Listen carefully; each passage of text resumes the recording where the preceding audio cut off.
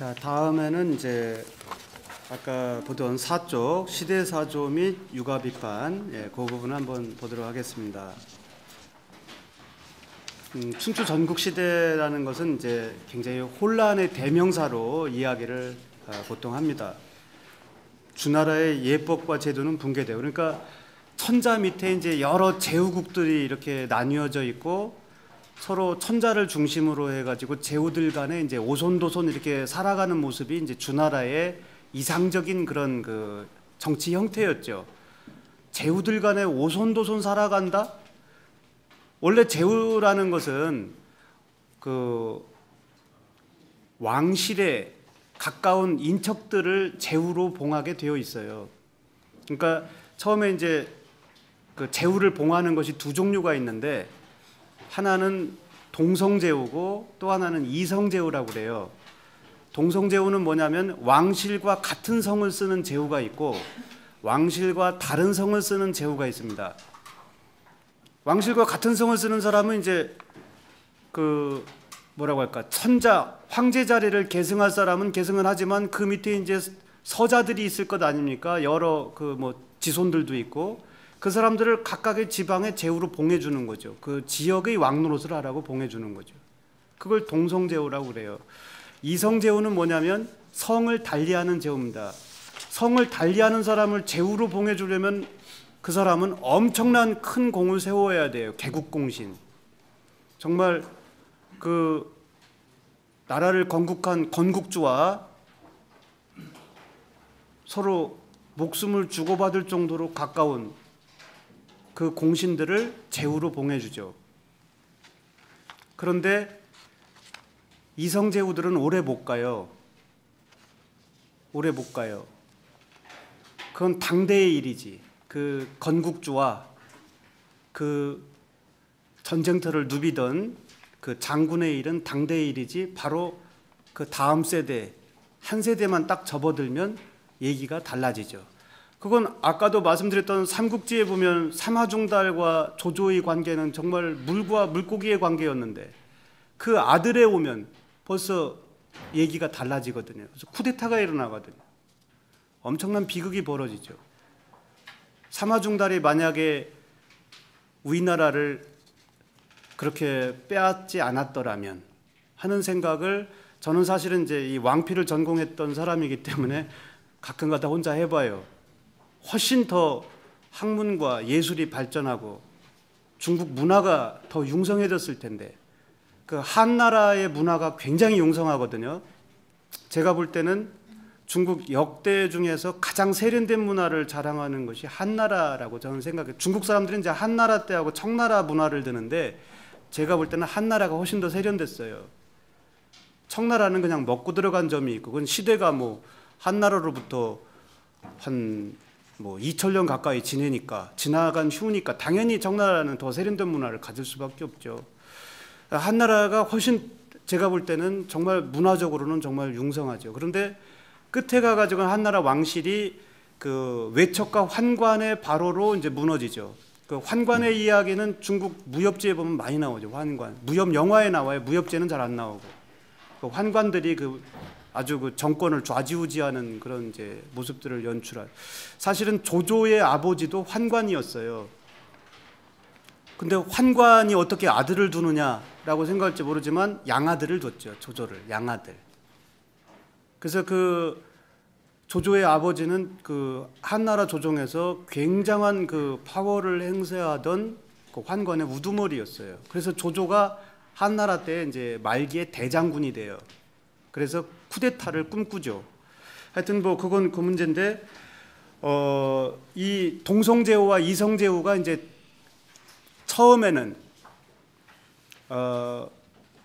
어떤 면에서 보면 전쟁터를 누비던 같은 전우, 동지, 자신의 생명을 정말 내던져가면서 우리 왕실을 보호해주던 장군들을 이성제후로 봉하지만 그건 오래 못 간다는 거예요. 바로 정리가 됩니다. 그 제후는 오래 못 가요. 그 다음에 동성제후도 조금 더 길게 가죠. 왜냐하면 같은 혈통이기 때문에. 그런데 동성제후도 시간이 오래 지속하다 보면 서서히 변질이 생겨나요. 그건 뭐 인지상정이라는 거죠. 여러분들도 아마 이제 집안에서 처음에 한 할아버지 자손이었을 때는 가깝게 지내다가 할아버지 돌아가시면 조금 더 멀어지고 좀 더 그런 거와 이제 비슷한 거죠. 그래서 이 춘추 전국 시대가 되면 말하자면 주나라가 건국한 지 500여 년이 지나고 그러다 보니까 제후국들 간의 은원 관계가 형성이 돼요. 어떤 나라와 어떤 나라는 좀 친하고 친하다는 것은 꼭 좋은 것만을 의미하는 건 아니거든요. A와 B가 친하면 C와 D는 소외가 되죠. 그러면 갈등이 벌어지는 거예요. 꼭 친하다는 게 좋은 게 아니에요. 또 원한관계가 만들어져요. 원한관계라는 것도 사실 우리의 입장에서 보면 정말 유치한 그런 원한관계들이 많아요. 가령 뭐 천자를 뵙기 위해서 조공을 가는데 감히 내가 탄 수레를 앞질러서 지나갔다든지, 좀 어처구니가 없는 일이지만 그 옛날 제후들은 그 명예를 존중하는, 그 제후들은 명예, 예법 이런 것들을 존중하는 제후들에게는 참을 수 없는 일이죠. 이제 그런 것들이 또 국경을 서로 맞대고 있다 보면 서로 사이가 좋을 수가 없죠. 이웃사촌이라는 말도 있지만은 국경을 맞댄 국가들 간에는 늘 분쟁이 벌어지게 마련이죠.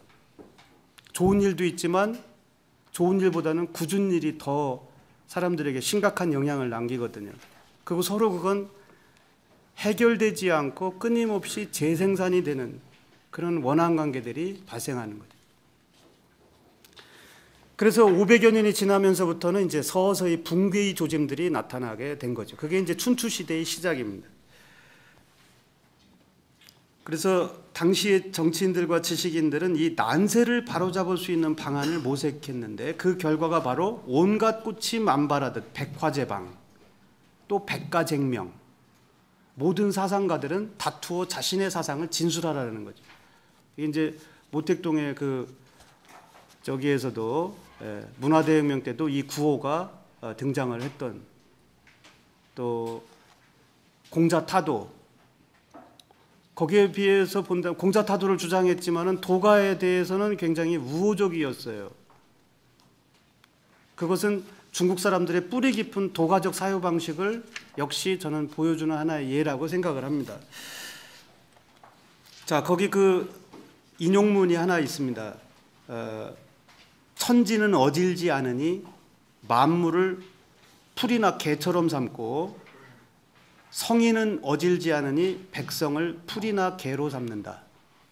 이제 풀과 개라는 말이 이게 사실은 좀 여러 그 이견들이 있는데 하잘것없는 존재로 그냥 그렇게 하십시오. 이걸 지금 설명하려면 시간을 많이 잡아먹게 돼서 제가 더 설명을 안 하겠습니다. 아무튼 천지나 성인은 어질지 않다라는 이 말은 정말 충격적인 말이죠. 예. 그 육아사상에서는 입만 열면 천지는 어질다고 얘기하고 성인은 어질다고 이야기하지 않습니까? 근데 노자는 그 말을 정면으로 부정해버려요. 정면으로. 이렇게 길게 말하는 것도 아니에요. 그냥 거두절미하고 한마디로 얘기해버려요. 천지는 어질지 않다. 어질다고 한다면 거꾸로 우리 이 현실의 이 부조리한 일들이 어떻게 용납될 수 있겠는가? 그 말이 아마 빠져 있을 거예요.